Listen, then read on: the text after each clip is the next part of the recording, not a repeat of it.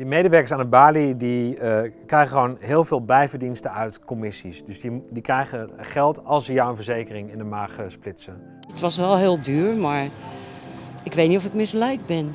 Je zet je handtekening, je levert je creditcard in en ja. Dat hele provisiesysteem, ja, dat zorgt er eigenlijk voor dat mensen maar misleid blijven worden. Veel mensen die op vakantie gaan huren een auto in het buitenland en heel vaak gaat het daar mis. We hebben daar al vaker onderzoek naar gedaan en ook dit jaar zijn we er weer ingedoken. Ik ga het erover hebben met mijn collega Daan en ik kan jullie alvast vertellen, we hebben daarbij gebruik gemaakt van de verborgen camera. Hey Daan, welkom. Zitten we weer met z'n tweeën. Nou, jij bent onze reisgoeroe, hè? Je hebt deze keer onderzoek gedaan naar autohuur in het buitenland. Wat kun je erover vertellen? Ja, we krijgen eigenlijk al jaren veel klachten over autohuur in het buitenland. Daar publiceren we ook regelmatig over en we dachten het is nu weer een hoogste tijd om eens te kijken hoe de situatie is over de grens. En? Niet zo goed. We hebben eigenlijk gekeken vooraf van waar gaan de klachten over, waar komen ze vandaan. En we zagen heel gauw dat de meeste Nederlanders hun auto's huren in Spanje. Dat is het land waar dus veel wordt gehuurd, maar waar ook heel veel klachten over verhuurders zijn. En nu ben je zelf ook naar Spanje gegaan om daar auto's te huren? Of? Nou, ik helaas zelf niet, maar we hebben wel onze mystery shoppers op pad gestuurd. Die hebben in Spanje op meerdere plekken 12 auto's gehuurd bij grote en bij kleinere verhuurders. En die zijn gewoon wezen kijken met verborgen camera wat er gebeurt. Wat gaat er dan zoal mis? Het begint eigenlijk al bij het boeken thuis. Dus voordat je op pad gaat, reserveer je een auto. Dat kan direct bij een verhuurder of via een bemiddelaar.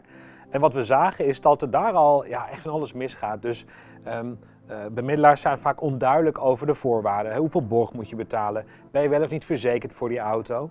En bij verhuurders zelf zien we ook dat het niet altijd goed gaat. Die zijn bijvoorbeeld onduidelijk over, kun je een boeking nog wijzigen of annuleren nadat je betaald hebt of niet. Dus voordat je begint, voordat je eigenlijk op reis gaat, weet je al niet helemaal goed waar je aan toe bent. Gaat ook eigenlijk best wel ten koste van je voorpret eigenlijk. Hè? Want je denkt in ieder geval, nou ik ga lekker op vakantie naar Spanje en dan kom je in zo'n oerwoud van onduidelijkheid terecht eigenlijk. Ja, en zelfs bij een aantal verhuurders dachten we dat we wisten wat we geboekt hadden. En dan krijg je een dag later nog een mailtje met van, vergeet je verzekering niet. Dan word je toch een beetje angst aangepraat. En dan staat erbij, als je geen verzekering neemt bij ons, dan betaal je €2000 bij schade. Je wordt ook bang gemaakt voor de gevolgen voor het niet in orde hebben van je reservering. Want jullie hadden wel een verzekering geboekt? Altijd. Elke keer hadden we gewoon een volle verzekering. En dan hadden we dus helemaal geen reden om ons druk te maken. Maar er werd ons een gevoel aangepraat alsof het niet in orde was. Ja, een beetje bangmakerij dus. Ja, precies. Ja, we zien echt dat die bemiddelaars en verhuurders misbruik maken van het gevoel dat mensen hebben van ik ga een auto huren. Dat doe ik niet elke dag, de regels zijn anders. Ze laten een beetje wat onduidelijkheid over die borg en de kosten ontstaan. Waardoor jij denkt, nou laat ik dan toch maar een extra verzekering nemen. Want je gaat op vakantie en je wilt natuurlijk geen gezeur op vakantie. Precies. En het gaat om heel veel geld. En dit is dus allemaal al online, thuis, als je aan het boeken bent. Dan moet de reis toch beginnen. Ja. Bent u ooit misleid bij het huren van een auto in het buitenland? Nou, wel het gevoel had ik ervan, ja. Omdat we eigenlijk al vooraf betaald hadden. En uiteindelijk moesten we nog weer een aanbetaling doen. Ik bedoel, je wil een auto huren en je hebt geen keuze. Je kunt niet zeggen van nou, ik wil het toch even aanpassen, het contract wat ik teken. Want hiermee ga ik niet akkoord. Dat lijkt me toch niet mogelijk. Dus je tekent gewoon en je hoopt maar dat het goed komt. Een autoverhuurder moet je duidelijk en correct informeren over je contract, over de auto. En dan mag je niet met allerlei onwaarheden proberen allerlei verzekeringen of extra diensten af te laten nemen.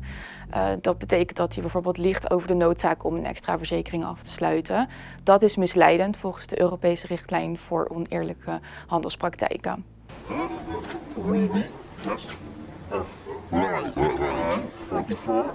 Can you speak that? Leaving hands. With 44, I don't get back, right? But that is like, okay.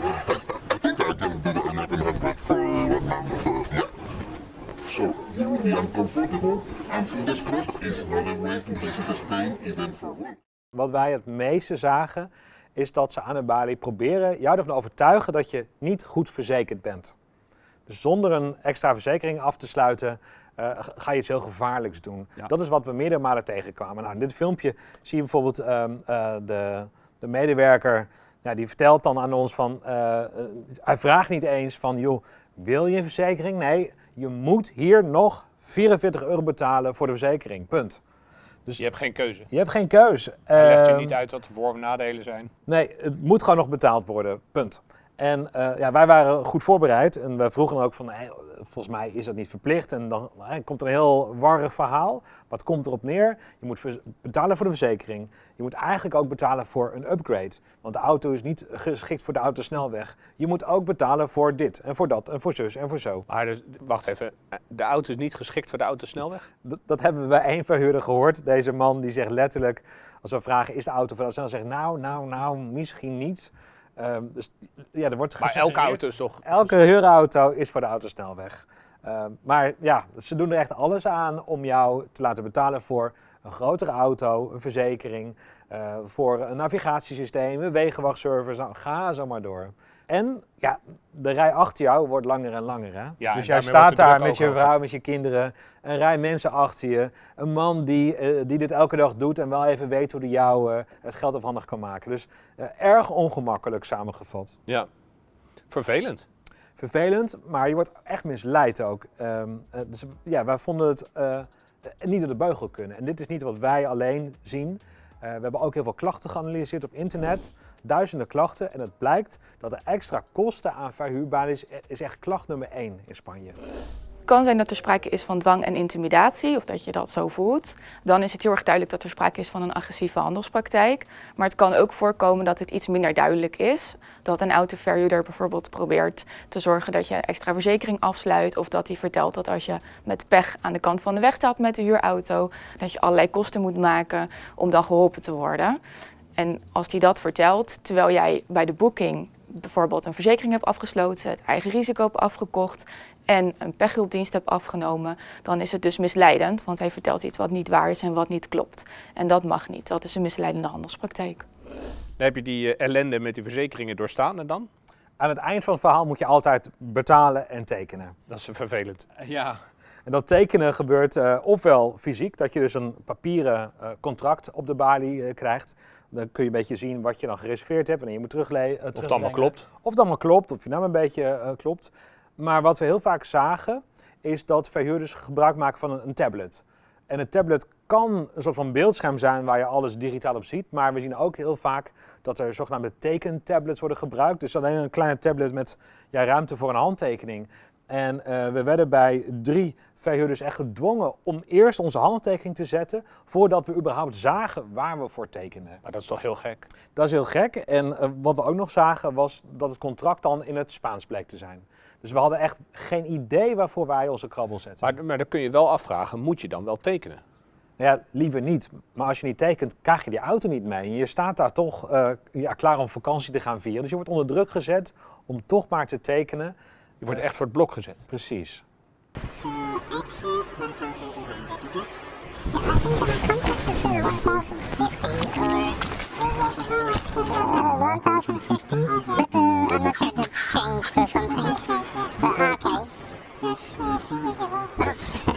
Een handtekening zetten zonder dat je weet waarvoor je tekent, moet je nooit doen.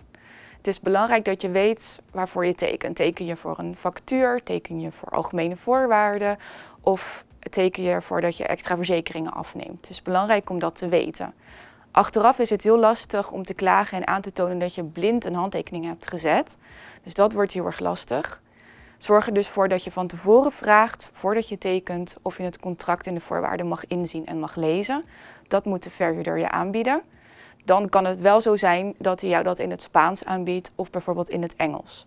Nu zullen veel consumenten het Engels wel begrijpen, maar Spaans is toch wel lastig. Vraag dan altijd wat hulp aan de verhuurder om te begrijpen wat er staat. Lastig, zeker on the spot. Je gaat dat allemaal niet doorlezen, alle contracten. En je zet je handtekening, je levert je creditcard in en Nou, het was in principe allemaal goed geregeld op papier. Maar ja, je komt midden in de nacht aan en dan lees je niet alle papieren door, want je wil er weg. Dus achteraf gingen we papieren lezen, toen stond het Maar die borg had dus nooit gehoeven, maar dat hebben we gewoon maar gedaan. Nou, nadat ze hadden getekend voor de auto's, hebben ze opgehaald in de garages. Nou, wij zagen dat er heel vaak echt wel meer schades aan de auto's waren dan op het huurcontract stond. Dat is best wel een risico, want als je hem dan inlevert, dan zeggen ze misschien van joh, deze schade heb jij veroorzaakt. Precies, en dan gaat het van jouw eigen risico af. Dus wat we telkens vroegen is of een medewerker ter plekke in die garage dan die schade wilde aantekenen op het huurcontract. Ja, en dat wilden ze heel vaak helemaal niet. En waarom dan niet? Ja, dat kost allemaal tijd natuurlijk en daar hebben ze geen zin in. Dus dan rij je maar weg terwijl je weet dat er meer schade aan die auto zit dan op papier staat. En heeft dat dan ook tot problemen geleid? Ja, een van onze mystery shoppers kwam terug met een auto waarvan de hele voorbumper ontzet zou zijn. Maar die schade bestond al. En pas nadat hij het filmpje liet zien van diezelfde ochtend, waar het bleek dat die schade al bestond, kreeg hij de borg weer terug. Nou, dat is in ieder geval mooi opgelost. Maar gaat het terugbrengen eigenlijk überhaupt, gaat dat vaak goed? Of? Wij hebben al onze auto's netjes afgetankt, teruggebracht op tijd en gevraagd aan de verhuurder om een zogenaamd vrijwaringsbewijs. Dat is eigenlijk een krabbel. Die betekent de auto is in goede staat en de tank zit weer vol. En bij bijna alle verhuurders kregen we die, maar niet bij allemaal. En als je hem niet krijgt, is dat denk ik ook weer een risico. Want dan krijg je later misschien discussie over schades of... Precies, ja, dat is ons ook een keer gebeurd. Dus dat we de borg niet helemaal terugkregen van een verhuurder. En met zo'n handtekening sta je veel sterker. Op het moment dat je de auto ophaalt, krijg je vaak een schaderapport van de verhuurder. Daarop staan de schades van de auto op dat moment. Het is heel belangrijk dat je controleert of die schades overeenkomen met de schades aan de auto. Is dat niet het geval, zorg er dan voor dat ze die schades alsnog op het formulier zetten. Het is ook belangrijk dat voordat je tekent en wegrijdt, dat je eerst foto's maakt en een filmpje maakt van de schades aan de auto. Zodat je achteraf, als je de auto inlevert, altijd kunt aantonen dat jij deze schades niet hebt veroorzaakt, maar dat die er al waren. Nou, daar heb je dat vrijwaringsbewijs. Heb je dan daarmee ook alle klippen weten te omzeilen? Nou, er is nog iets met de benzine. Dus we hebben alle auto's gehuurd op basis van een vol. Dat betekent dat je de auto met een volle tank mee zou moeten krijgen en met een volle tank weer moet inleveren. Dat moet je ook altijd doen, hè? Want anders dan moet je precies af proberen te mikken dat hij bijvoorbeeld op de helft of op 3/4. Nee, die liters die klotsen erin als je bijtankt en dan kun je het ook nooit tot de helft vol tanken. Doe je altijd een beetje extra, om het zekere voor het onzekere. Precies, je moet toch altijd vol. Daar moet je voor kiezen. Wat we zagen is dat echt niet alle auto's een volle tank hadden. Soms was de tank echt maar half vol, dus soms schoten we er €25 bij in. En wat we ook zagen bij het inleveren, is dat er spelletjes gespeeld worden. Dus wij hebben alle auto's helemaal afgetankt, weer ingeleverd. Ja, en toch werd de borg ingehouden. Omdat ze zeiden dan van joh, je hebt de auto bijvoorbeeld half vol teruggebracht. Precies, dan zeiden ze je hebt geen bonnetje ingeleverd van het tankstation.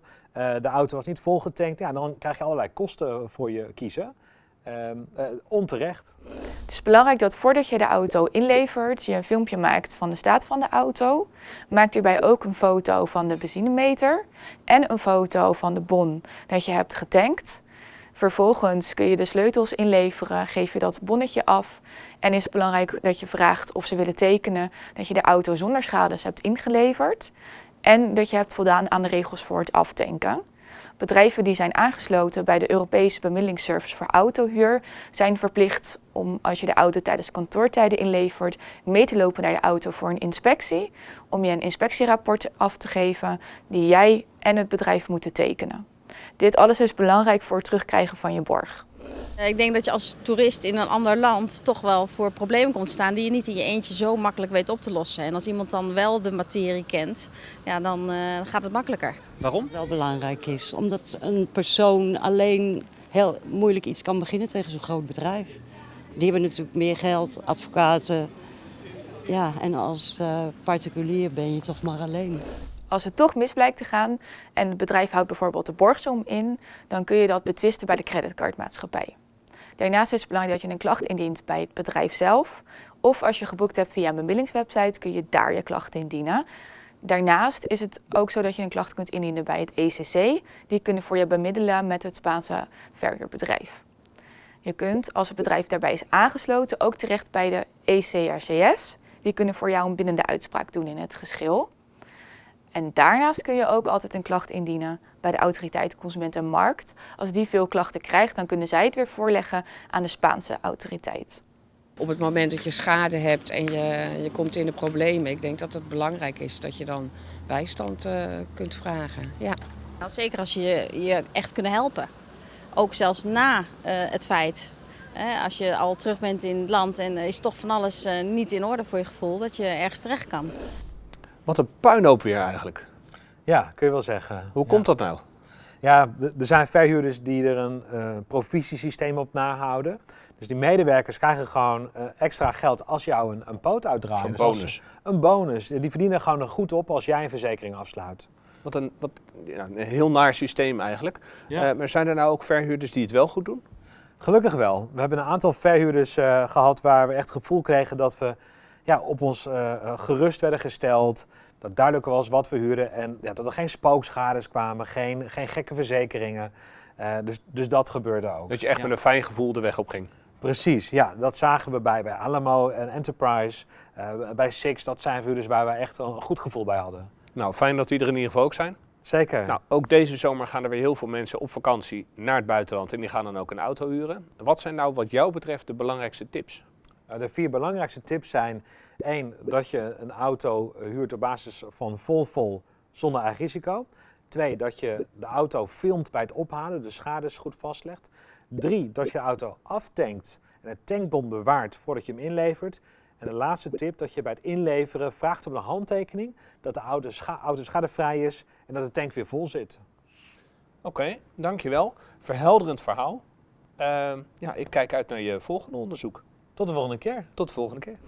We zijn heel benieuwd wat jij vindt van ons onderzoek. Laat het weten in de comments. Abonneer je op ons kanaal. En als je zelf iets hebt meegemaakt of als je misstand wil melden, laat het weten via ons meldpunt Eerlijk.